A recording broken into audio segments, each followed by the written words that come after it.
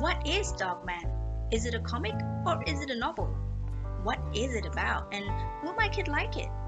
Should I let my kid read it? Hi! Welcome to my reading review. Today I'm going to be sharing with you Dogman. Most parents I asked have not heard about Dogman. It's probably because it's quite new. The first book, this one, came out in 2016. There are 9 books in this series, and the 10th one is coming out this March. Dav Pilkey is both the author and the illustrator. He has loads of other books, but his most famous one is Captain Underpants. I picked Dogman to read and review because my son has all the books in the series. And I asked him, why does he like Dogman and not Captain Underpants? Because that's the more popular series. It turns out it's because Dogman is a graphic novel. Lots of pictures with very few words, whereas Captain Underpants is an illustrated novel, loads of words and some pictures. Although it's fairly new, the Dogman series is very popular. It's been translated to 40 different languages. I found both the French and the German edition after a quick search on Amazon. The first few pages are behind the scenes. We meet George and Harold, 2 kids that meet in kindergarten, become best friends and started writing comics.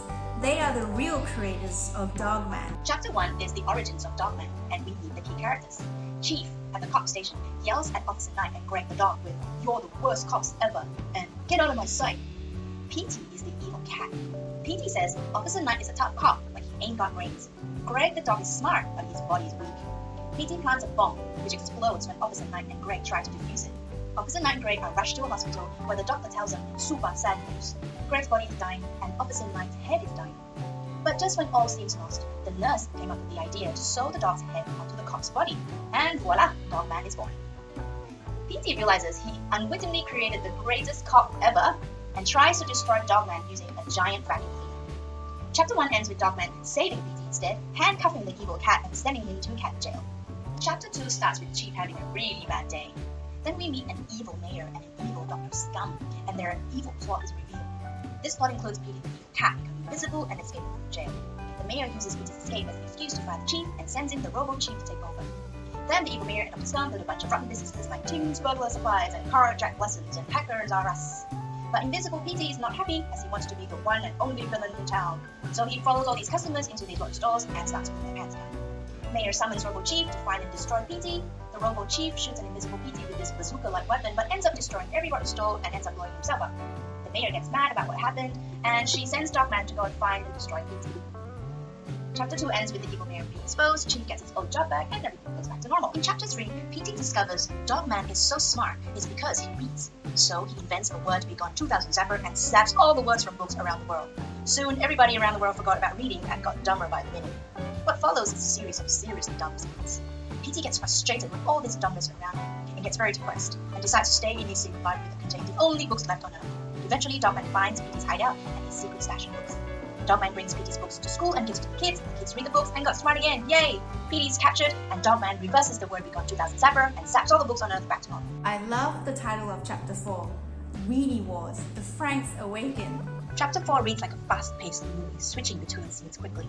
At the cop station, Dogman is so happy to see Chief return from lunch, but Chief yells at him and calls him a bad dog. Over in cat jail, Petey brings to life a hot dog using an aerosol can with living spray and forces the hot dog to help him escape from jail. Then evil Petey traps all the dogs in town into this cage and starts to crush them with this horrible sharp-toothed thingy called the Mud Mesher 2000. Meanwhile, that live hot dog uses the living spray on trays and trays of hot dogs and creates an army of evil weenies. They declare to take over the town, and thus the weenie wars began. But the humans aren't afraid of the weenies, they're too cute. So the evil hot dog leader sprays a living spray on a giant mascot and brings it to life. Dogman is just filled with silly, funny humor and outrageous plots. I can see why it's so popular with kids. I was surprised, I had a few laugh out loud moments myself, and I really enjoyed the puns on English words.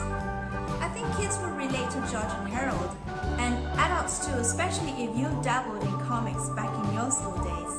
I hope you found my review of Dogman useful for you to decide if you'd like your kid to read it. Look in the description below for more parent guidance.